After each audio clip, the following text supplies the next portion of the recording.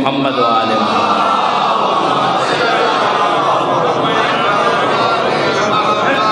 دستے قدرت کے اشارے کو علی کہتے ہیں، حق کے پرنور کنارے کو علی کہتے ہیں۔ تم تو کہتے ہو علی کا سہارا ہے کدھر، ہم تو نبیوں کے سہارے کو علی کہتے ہیں۔ جس کو ڈوبا ہوا سورج بھی پلٹ کر دیکھے، ہم اپنے عقیدے میں اس کو علی کہتے ہیں۔ نعرہ حیدری! ایک مرتبہ اور مل کر درود بھیجتے محمد و آل محمد۔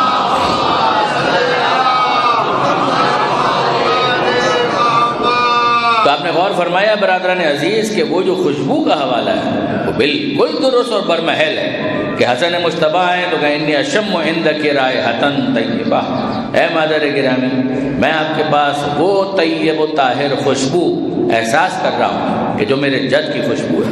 حسین مظلوم کربلا یہی جملہ کہہ رہے ہیں، اور پھر اس کے بعد مولا کائنات یہی جملہ کہہ رہے ہیں کہ میں اپنے بھائی کی خوشبو آپ کے پاس محسوس کر رہا ہوں۔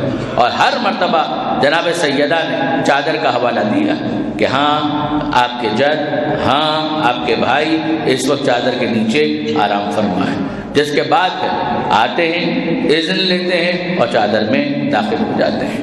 اور جب آخر میں جناب خاتون جنت خود تشریف لائی، اذن لیا اور پھر چادر میں داخل ہوئی، تو اب اس کے بعد بی بی کے جو الفاظ پڑھیے اور سر دھنیے کہ جناب سیدہ کیا کہہ رہے ہیں۔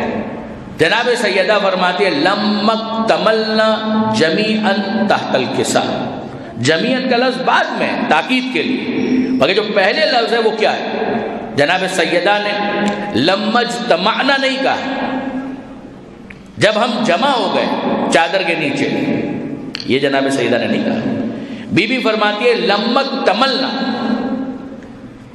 یعنی اجتماع کے لیے، جمع ہونے کے لیے اجتماع کا لفظ استعمال ہوتا ہے۔ اجتماع کا لفظ، جمع کا لفظ، یہ خود عربی کے الفاظ ہیں۔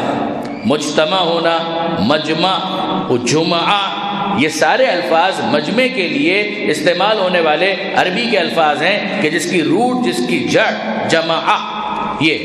لیکن آپ ذرا غور فرمائیے کہ بی بی جب ارشاد فرماتی ہیں تو یہ نہیں کہتی کہ لمجتمعنا، کہ جب ہم جمع ہو گئے۔ بی بی کے جو الفاظ ہیں وہ کچھ اور ہیں۔ بی بی یہ نہیں کہتی ہم جمع ہو گئے، بی بی کہتی ہے لمک تملنا، ہم جمع نہیں ہو گئے، ہم مکمل ہو گئے۔ آپ نے غور فرمایا برادران عزیز، یعنی جناب سیدہ یہ فرما رہی ہے کہ اجتماع کے اندر فرد اپنی جگہ مستقل ہوتا ہے، لیکن اکمال کی منزل وہ ہے کہ جہاں پر فرد کی حیثیت میں نہیں ہوتا، جب وہ مل جائے تب اسے مکمل کہا جاتا ہے۔ درود بھیجیے گا محمد و آل محمد۔ زمین سے آسمان تک ساری دولت فاطمہ کی ہے، زمین سے آسمان تک ساری دولت فاطمہ کی ہے، خدا حاکم تو ہے لیکن حکومت فاطمہ کی ہے۔ فدق کے غاصبوں سے دیکھو پیغمبر نے فرمایا جہنم میں چلے جاؤ، یہ جنت فاطمہ کی ہے۔ نعرہ حیدری! یہ بھی فاطمہ زہرا سلام اللہ علیہا بلند سلوات۔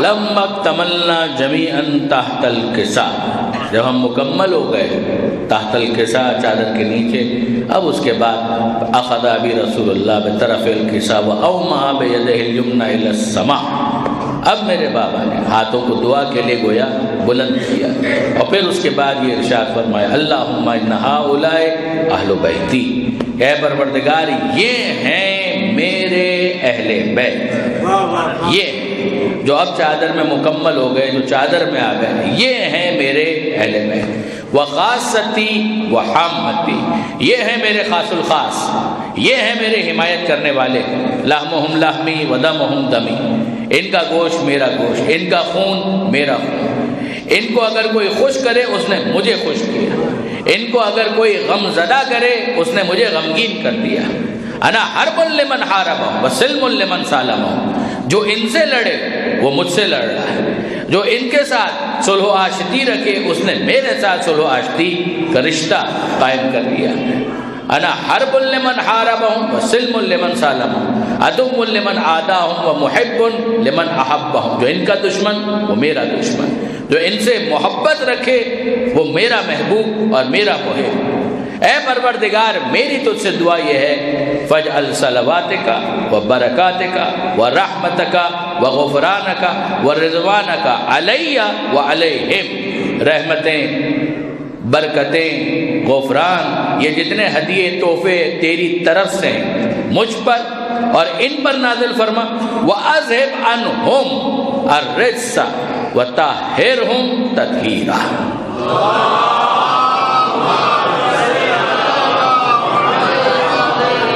ان سے ہر رجس کو دور رکھ اور ویسا پاک و پاکیزہ رکھ کہ جو پاکیزگی کا حق ہے. یہ پیغمبر اکرم کی دعا اور وہاں پروردگار کا بیان شروع.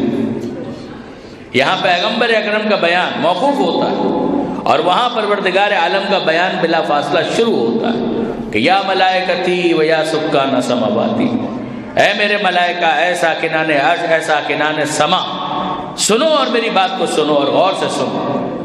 کیا میں کہنا چاہتا ہوں اسے سنو. انی ما خلقت سماء مبنیہ ولا ارضا مدحیہ ولا قمرا منیرا ولا شمسا مضیہ. یہ جو تم دیکھ رہے ہو کہ آسمان کو میں نے بنایا، یہ جو تم دیکھ رہے ہو کہ زمین کو میں نے خلق کیا، نہ میں آسمان کا شامیانہ بناتا نہ زمین کا فرش سجاتا. ولا ارضا مدحیہ ولا قمرا منیرا ولا شمسا مضیہ. نہ میں چاند بناتا نہ اس کو چاندنی عطا کرتا، نہ میں سورج بناتا نہ اس کو روشنی عطا کرتا. ولا فلک یدور ولا بحر یجری ولا فلک یسری. نہ یہ دریا ہوتے نہ ان کی روانی، نہ سمندر نہ ان کی طغیانی، نہ ان میں کشتیوں کا چلنا ہوتا. غرض یہ کہ اس کائنات میں کوئی روشنی نہ ہوتی اگر ان 5 کی روشنی مقصود نہ ہوتی جو اس وقت چادر میں موجود ہے. الا فی محبت ہؤلاء الخمسہ الذین هم تحت الکسا. جس پر جناب جبرائیل کا استفسار کہ یا رب ومن تحت الکسا، کہ اے میرے معبود، اے میرے پروردگار، یہ ہیں کون؟ چادر کے نیچے کون موجود ہیں؟ یہاں پر علماء کرام نے سوال اٹھایا کہ کیا جناب جبرائیل کو معلوم نہیں ہے کہ یہ کون ہے چادر کے نیچے؟ کیا وہ نہیں جانتے؟ کیا واقف نہیں ہے؟ کیا انہیں پتہ نہیں ہے کہ یہ چادر میں کون موجود ہے؟ کیا جناب جبرائیل اس بات سے نہ واقف ہے؟ تو فرمایا کہ نہیں، ایسا نہیں ہے کہ جناب جبرائیل کو پتہ نہیں تھا. یقیناً جناب جبرائیل جانتے تھے، مگر الگ الگ ہوتے تو پہچان لیتے. یہ 5 کا نور ایک ساتھ تھا تو تحمل نہیں کر پائے کہ نور کی جو شدت اور انٹینسٹی ہے وہ اتنی زیادہ تھی کہ جناب جبرائیل پہچان نہیں پائے، تحمل نہیں کر پائے. جیسا آنکھوں کا خیرہ ہو جانا، تحمل نہیں کر پائے.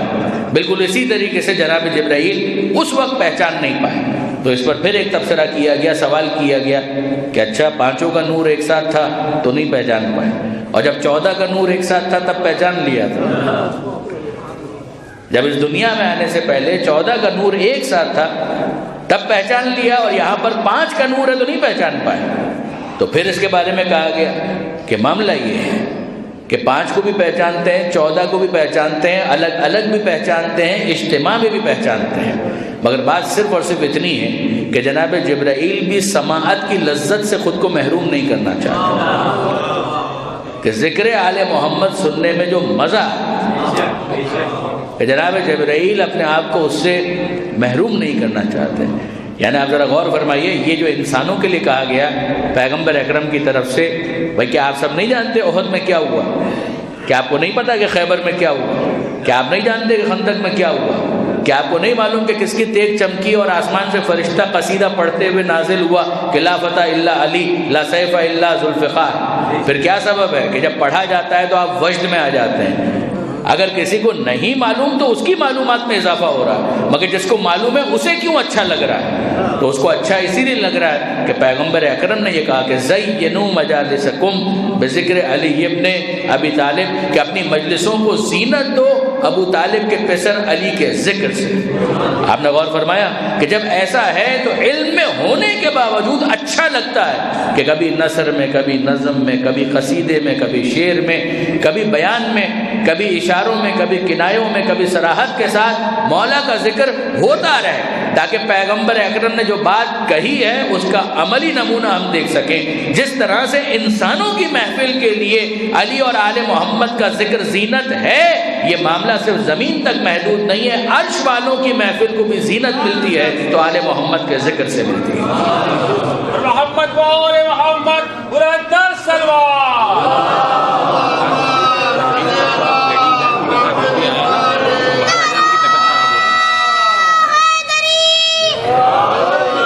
شادمان ٹاؤن سے کوئی تنویر صاحبہ آئی ہوئی ہیں، ان کے ساتھ جو بھی مرد ہیں وہ باہر آ جائیں، ان کی طبیعت کچھ خراب ہو رہی ہے، اسپتال لے کے جانا ہے۔ تنویر صاحبہ کے ساتھ جو بھی آئے۔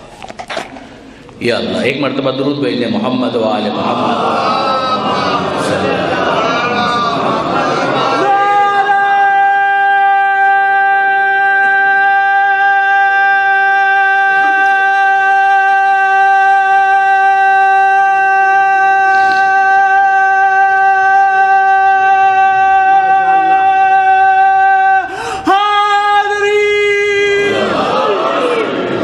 ایک مرتبہ اور درود بھیج دیجئے محمد و آل محمد۔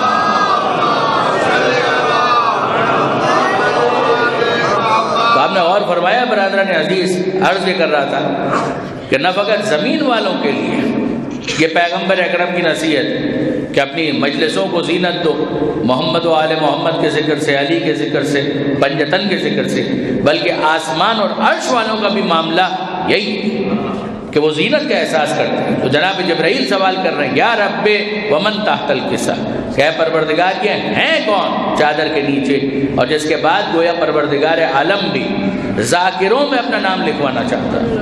نعوذ باللہ من ذالک، کو یہ نہ سمجھے کہ میں پروردگار عالم کی توہین کر رہا ہوں، نہ قطعاً نہیں، لیکن خداوند متعال نے اتنا تو سمجھایا کہ دیکھو یہ ذکر اتنا بابرکت ہے کہ ذاکروں کی فہرست میں میرا نام بھی شامل ہے۔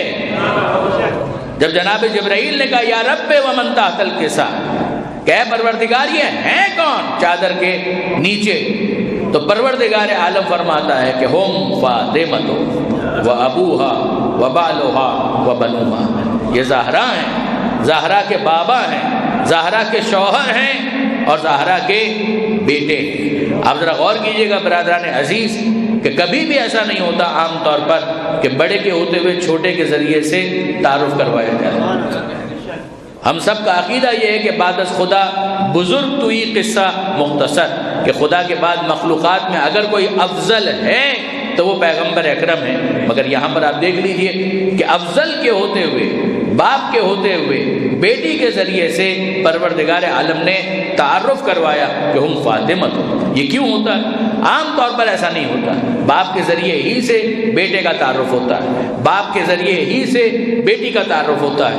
مگر میں آپ سے پوچھتا ہوں کہ مجھے ایک بات بتائیے، ہوگا یہی کہ آپ کے حوالے سے آپ کی اولاد کا تعارف ہوگا، لیکن اگر آپ کا فرزند بورڈ کے امتحان میں ٹاپ کرے پھر کیا ہوگا؟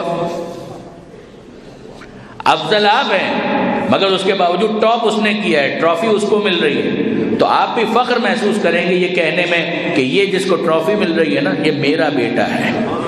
اب ہوا کیا کہ وہ اس منزل پر پہنچ گیا کہ جہاں پر باپ فخر محسوس کرتا ہے کہ اپنا تعارف اپنی اولاد کے ذریعے سے کروائے۔ کہ بیٹی ایسی تو ہو نگاہ پروردگار میں کہ جس کو افضل باپ کے تعارف کے لیے پروردگار پیش کر کے کہے کہ یہ زہرا ہیں، زہرا کے بابا ہیں، زہرا کے شوہر ہیں اور زہرا کے بیٹے ہیں۔ درود بھیجیے محمد و آل محمد۔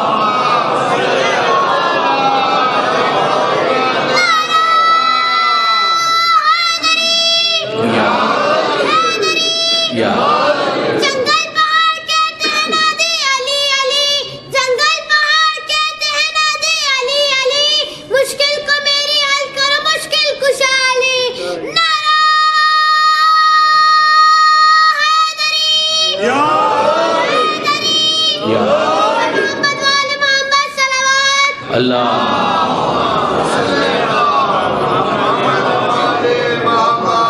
تو پروردگار عالم جناب جبرائیل کو گویا رسپونڈ کر رہا ہے. جناب جبرائیل کا سوال تھا کہ یا رب ومن تحت الکسا، کہ اے پروردگار یہ ہیں کون چادر کے نیچے؟ اور پروردگار عالم نے جواب دیا کہ ہم فاطمہ و ابوہا و بالوہا و بنوہا، یہ زہرا ہیں، زہرا کے بابا ہیں، زہرا کے شوہر ہیں، اور زہرا کے دونوں بیٹے ہیں. یعنی اکثر میں اس بات کی طرف سامعین کو متوجہ کرتا ہوں کہ جو عربی سے کچھ واقفیت رکھتے ہیں وہ یقیناً علماء کرام تشریف فرمائے، وہ تاکید کریں گے، تائید کریں گے کہ اگر آپ دیکھیں تو عربی کے اعتبار سے یہ ترجمہ غلط ہے کہ زہرا کے دونوں بیٹے ہیں. بیٹے وہاں پر دو ہی ہیں، مگر جو لفظ استعمال ہوا ہے اس کے اندر دو بیٹوں کا تذکرہ نہیں ہے. عربی کے اندر واحد کے بعد سیدھا جمع کا صیغہ نہیں آتا، درمیان میں تثنیہ کا صیغہ موجود ہے. واحد کا مطلب ایک، تثنیہ کا مطلب دو، اور جمع کا مطلب تین یا تین سے زیادہ. بیٹے کتنے ہیں؟ دو. تثنیہ کا صیغہ کون سا ہے؟ ابنان. ابنون یعنی ایک بیٹا. کہا جاتا ہے فلاں ابن فلاں، یعنی فلاں جو فلاں کا بیٹا ہے. ابنان یعنی دو بیٹے.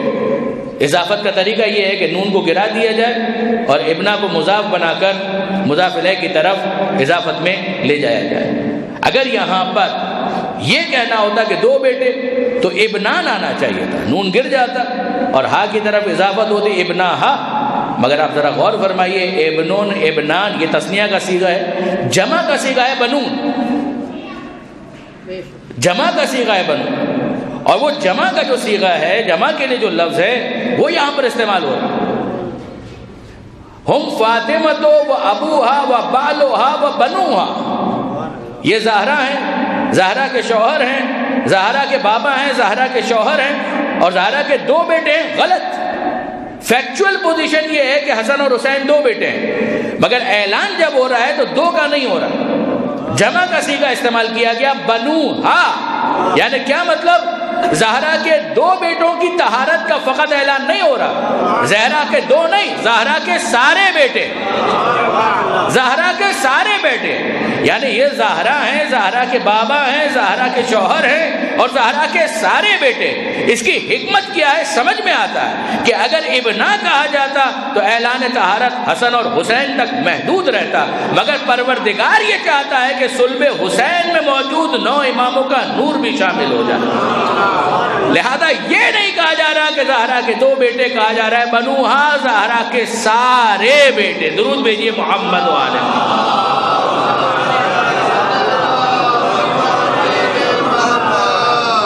فاطمہ و ابوہا و بالوہا و بنوہا. جس کے بعد جناب جبرائیل اجازت مانگتے ہیں کہ اے پروردگار کیا مجھے اس بات کی اجازت ہے ان احبط الی الارض لیکون معہم سادسا، کہ اے پروردگار میں بھی زمین پر جاؤں اور ان 5 کے ساتھ مل کر چھٹا بن جاؤں. یعنی آپ ذرا دیکھیے کہ جناب جبرائیل ملک ہونے کے بعد یہ خواہش کر رہے ہیں. یعنی حضرت علامہ سید علی نقی صاحب کا، علامہ سید علی نقی صاحب کا ہی یہ تبصرہ ہے. وہ فرمایا کرتے تھے کہ یہ ہے منزل کہ انہوں نے انسان ہوتے ہوئے کبھی فرشتوں میں شامل ہونے کی خواہش نہیں کی، فرشتے نے فرشتہ ہوتے ہوئے ان میں شامل ہونے کی تمنا کی ہے. انا احبط الی الارض لاکون معہم سادسا، کہ اے پروردگار کیا مجھے اجازت ہے کہ میں زمین پر جاؤں اور ان کے ساتھ چھٹا بن جاؤں. اجازت ملی اور جناب جبرائیل آیت لے کر زمین پر تشریف لائے اور چادر کے باہر ٹھہر گئے. اور پھر پیغمبر اکرم کو مخاطب کر کے کہتے ہیں کہ اللہ نے تو مجھے اجازت دے دی ہے، ان اللہ قد اذن لی، اللہ کی طرف سے تو مجھے اجازت مل چکی ہے، کیا آپ بھی مجھے اجازت دیتے ہیں؟ یعنی اگر میں یہ پوچھوں کہ اے جبرائیل جب خدا سے اجازت مل چکی ہے تو پھر پیغمبر اکرم سے اجازت لینے کی ضرورت کیا ہے؟ کیا ہے ضرورت؟ آپ اندازہ دیکھیں، اندازہ کر رہے ہیں برادران عزیز کہ یہ ہے پروٹوکول، یہ ہے ڈیکورم، یہ ہے ڈسپلن. یہ انداز خود بتا رہا ہے کہ خدا سے جو اجازت ملی ہے وہ غیر مشروط نہیں ہے، مشروط ہے. کہ جبرائیل اجازت ہے مگر جانا، ٹھہرنا، پہلے اذن لینا، پھر اندر داخل ہونا. اور جناب جبرائیل ٹھہر گئے کہ اللہ کے رسول کیا اجازت ہے. اور پھر جب پیغمبر اکرم نے اذن دیا، اجازت دی، تو اب یہ جناب سیدہ کی چادر کا وقار اور احترام ہے کہ اس کے بعد پھر جناب جبرائیل داخل ہوتے ہیں اور پھر کہتے ہیں کہ ان اللہ قد اوحا الیکم یقول، کہ یقیناً اللہ نے آپ پر یہ وحی نازل کی ہے کہ انما یرید اللہ لیذھب عنکم الرجس اہل البیت ویطہرکم تطہیرا.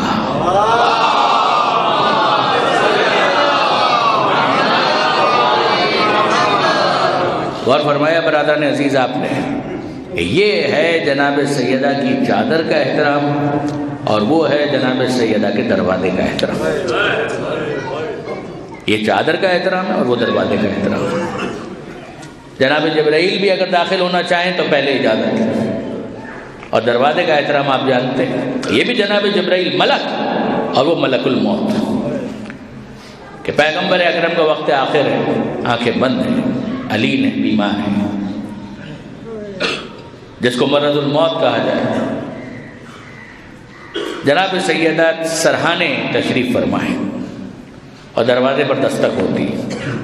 جناب سیدہ سوال کرتی ہے کون؟ کہ میں آپ کے بابا سے ملنا چاہتا ہوں، اللہ کے رسول سے ملاقات کرنا چاہتا ہوں، کچھ بات کرنا چاہتا ہوں، اگر آپ مجھے اجازت دیں تو میں دروازے سے اندر آ جاؤں. تو جناب سیدہ کا جواب کیا؟ میرے بابا بیمار ہیں، اس وقت نہیں مل سکتے، بعد میں آنا ہے. وہ چلا جاتا ہے اور پھر کچھ دیر کے بعد واپس آتا ہے، پھر دق الباب کرتا ہے. جناب سیدہ سوال کرتی ہیں کون؟ کہ میں ملاقاتی ہوں، آپ کے بابا سے ملنا چاہتا ہوں. جناب سیدہ وہی بات کہتی، میرے بابا بیمار ہیں، کسی سے نہیں مل سکتے، جاؤ چلے جاؤ، کچھ دیر کے بعد آنا. وہ چلا جاتا ہے. جب پھر تکرار ہوا یہ معاملہ، اس تکرار کے بعد وہ مرحلہ آیا کہ جناب سیدہ نے جب دق الباب آواز سنی، آنکھوں میں آنسو آ گئے، گریہ کرنے لگی. پیغمبر اکرم کی آنکھ کھلی اور پیغمبر اکرم نے دیکھا کہ فاطمہ زہرا کی آنکھوں میں آنسو ہیں. سوال کرتے ہیں کہ اے میری نور نظر، اے فاطمہ زہرا، گریے کا سبب کیا ہے؟ جناب سیدہ فرماتی ہیں بابا کوئی ہے جو آپ سے ملاقات کرنا چاہتا. میں نے کئی مرتبہ اس سے کہا کہ میرے بابا بیمار ہیں، ابھی نہیں مل سکتے، بعد میں آنا، مگر وہ بات مانتا نہیں ہے، چلا جاتا ہے پھر واپس آتا ہے. اب پیغمبر اکرم کہتے ہیں کہ فاطمہ یہ جو آ رہا ہے نا، یہ کسی سے اجازت نہیں لیتا، یہ داخل ہونے سے پہلے کسی سے اجازت نہیں لیتا، یہ تو آتا ہے اور اپنا کام کر کے چلا جاتا ہے. یہ تو تیرے دروازے کا شرف ہے کہ بار بار اذن طلب کر رہا ہے. اے فاطمہ اسے آنے دے، یہ تیرے دروازے کا شرف ہے. وہ چادر کا شرف، یہ دروازے کا شرف. کیا آپ بھول سکتے ہیں کہ اسی دروازے پر پیغمبر اکرم مہینوں دستور بنا لیا تھا؟ آیت تطہیر کے نزول کے بعد پیغمبر اکرم نے مہینوں، بعض روایتوں میں 6 مہینے ہیں، بعض روایتوں میں 9 مہینے، کہ پیغمبر اکرم آذان صبح سے پہلے اس دروازے پر آتے تھے. الصلاۃ الصلاۃ الصلاۃ، السلام علیکم یا اہل بیت النبوہ کی صدا بلند، یوں خطاب کرتے ہیں، اے اہل بیت نبوت تم پر میرا سلام. پھر اس کے بعد یہی آیت تطہیر پڑھتے تھے، انما یرید اللہ لیذھب عنکم الرجس اہل البیت، پوری آیت پڑھتے تھے. اور پھر اس کے بعد مسجد کی امامت کے لیے، مسجد میں نماز کی امامت کے لیے مسجد میں تشریف لے جاتے تھے. ذرا غور فرمائیے برادران عزیز کہ جس دروازے کا یہ احترام ہو، جس چادر کا یہ احترام ہو، جناب سیدہ کیا تصور کر رہی ہوں گے اسباب ظاہری سے ذرا سوچئے. جب یہ لوگ آئے ہیں جناب سیدہ کے دروازے پر تو بیوی کیا سوچ رہی ہوں گی کہ واقعاً جو یہ کہہ رہے ہیں یہ کرنے والے ہیں. کوئی دھمکیاں دے رہا ہے، کوئی یہ جملہ کہہ رہا ہے ابو الحسن کو باہر نکالو ورنہ ہم اس دروازے کو آگ لگا دیں گے.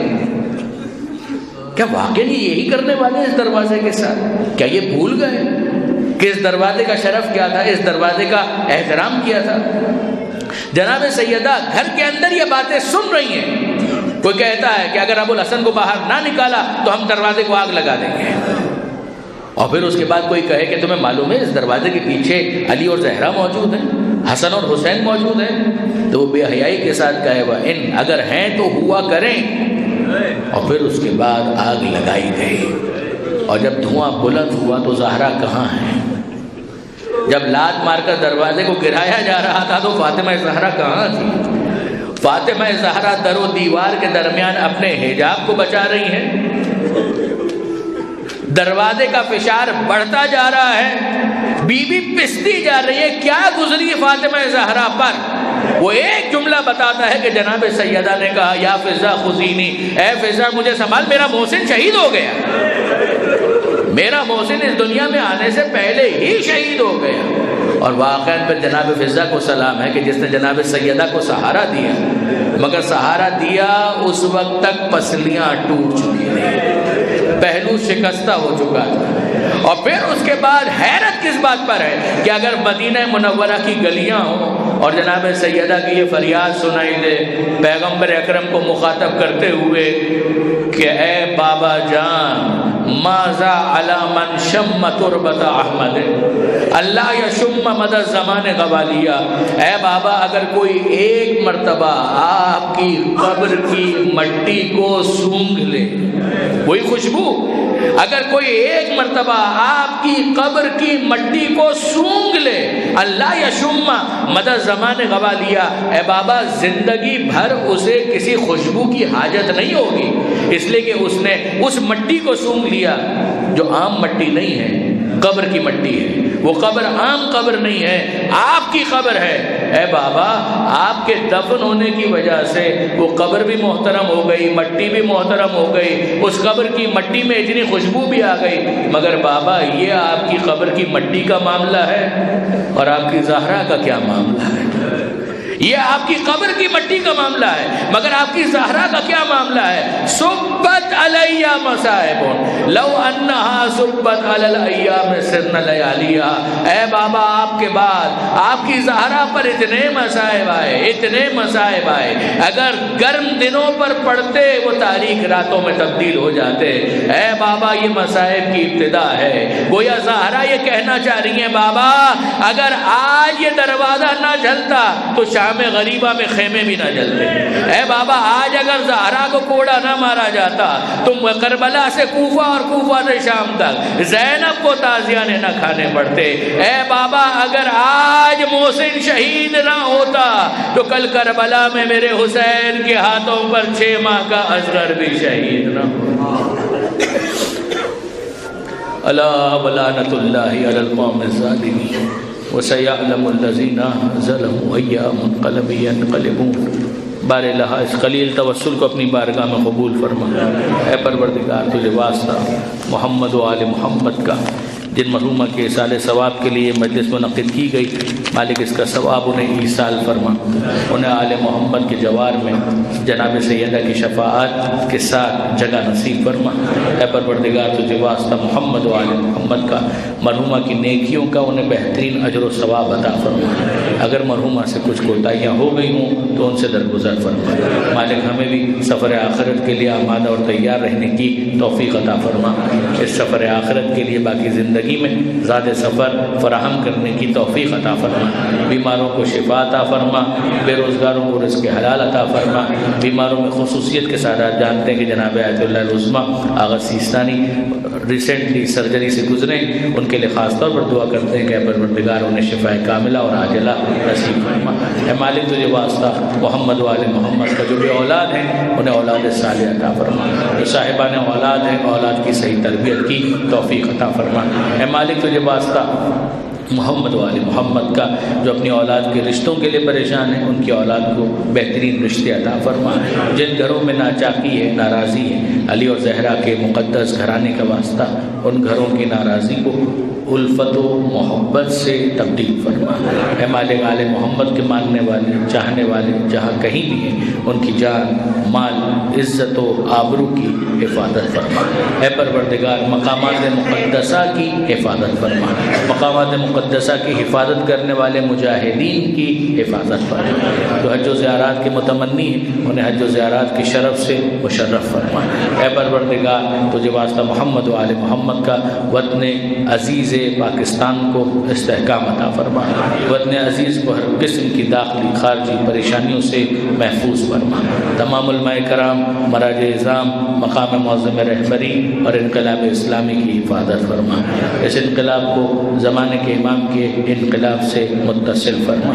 اے مالک، تجھے واسطہ محمد و آل محمد کا ہمارے شہداء کو سید الشہداء کے ساتھ محشور فرما، سورہ فاتحہ کے امام زمانہ کے ظہور میں تعجیل فرما، سورہ فاتحہ کی التماس سیدہ نفیس بانو عابدی بنت ڈاکٹر سید امان علی عابدی اور ان کے ساتھ تمام شہداء کو بھی شامل فرمائیے، تمام ارواح مومن مومنات، حالیہ واقعات کے شہداء، شہید قاسم سلیمانی، ان کے رفقا، رحم اللہ من قرأ الفاتحہ۔